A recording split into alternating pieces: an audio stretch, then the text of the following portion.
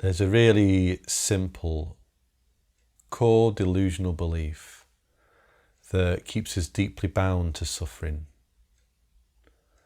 Now, this delusion, this belief, it's really simple to understand. But understanding the belief's not really the issue. It's so foundational, you could say. It's like really fundamental. It's inside the being, that it's really challenging. You could say a life's work to unbind from. So I'll say it aloud and see if you can resonate with it. So the belief is that I can get something in the world, in my life, that is going to be substantial and is going to provide permanent satisfaction. So yeah, it's the delusional belief that I can get something in this world that's really substantial, that's going to permanently satisfy me. And most of us have spent a lot of our lives trying to find that thing. Whatever that thing is, we've tried to find it. So, I mean, it might start with things like education or a group of friends. Maybe it's career. We spend a lot of time looking into, getting a good job, or maybe partner. If I find the right partner at the right time, they're going to permanently satisfy me. They're going to give me that substantial satisfaction that I need. Maybe it's a car or a house. You can see there's so many things in the world, just like gross material things or relationship-based things that we seek. We put all our hopes onto it in order to be permanently satisfying. And then what most of us find out through our lives is that, it doesn't quite work. I've got these things, and yet I still feel a little unsatisfied. That thirst for whatever it is, that thirst for some kind of deep rest or peace or satisfaction, it's not been quenched by these things. Right, that's because I've not found the right thing. Let's find another thing. And so we search and we seek for more things. Now, we might run out of material things to look for. So then we kind of see that, maybe the thing that I'm looking for is not material. Maybe it's spiritual, whatever that means. So maybe I can find something in the realm of spirituality, awakening, non-duality, dharma, shamanism. I mean, name it whatever you like, but maybe there's something in those realms that I can find that's going to permanently satisfy me. That's going to give me that deep, lasting, permanent, substantial satisfaction. So we try to find the thing of things often, the ultimate thing, which we project to be awakening or enlightenment. That ultimate jewel, that totally satisfying set of circumstances that is going to provide me with forever satisfaction. And we seek, we search, we try to find the spiritual thing that's going to provide us with that deep sense of satisfaction. And you can probably feel, you might have been on this path yourself. I know I've been on this path for a long time looking for those things. And you might feel when I'm talking that, I've been looking and looking and looking. And it's still not quite done it. It doesn't quite satisfy.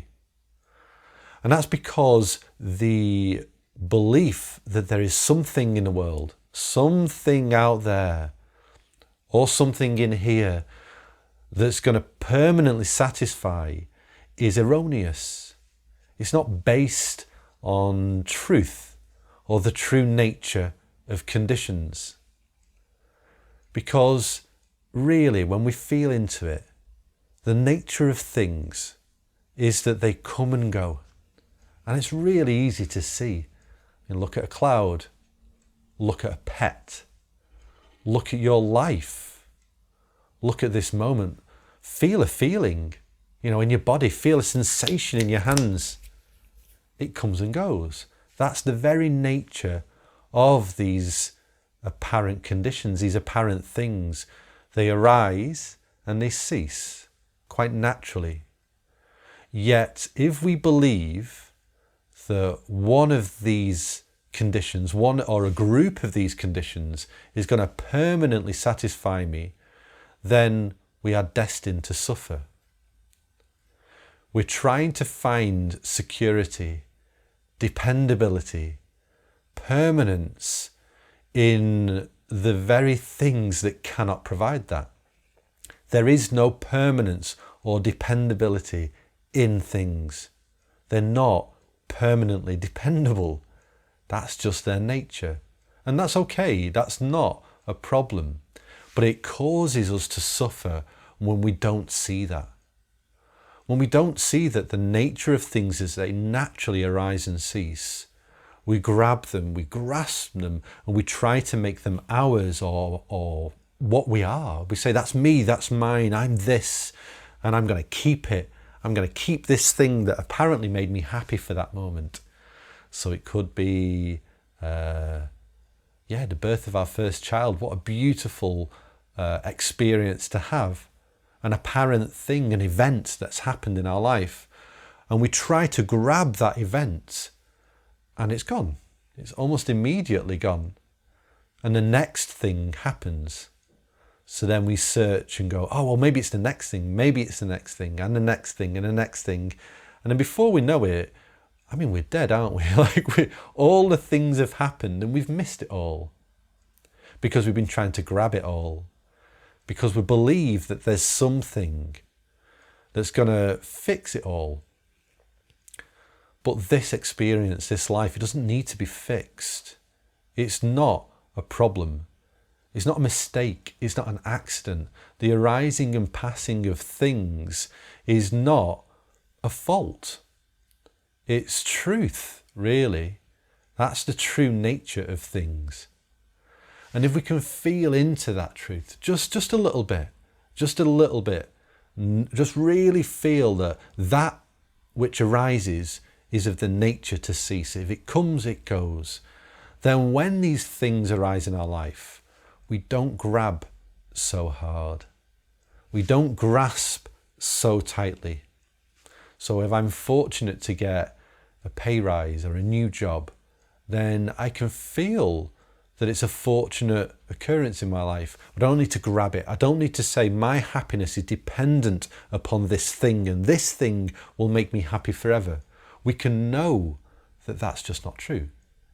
It won't play out like that because it will come and go and it will change. But we can still appreciate and enjoy it whilst it happens if we just soften our grip, we just let go a little bit. And then when those things pass, well, we're not so attached. It doesn't take us with it because we're grabbing hold so hard, and we don't plummet into that deep sense of loss because we deeply know the passing away of these things, these experiences, conditions, is totally natural. So, just take it easy, go gently, and try to notice when we're grabbing things. It's that simple, because that nature to make these apparent things of the world permanent, substantial, and ultimately satisfying, that belief, that delusion is what binds us very deeply to a life of suffering.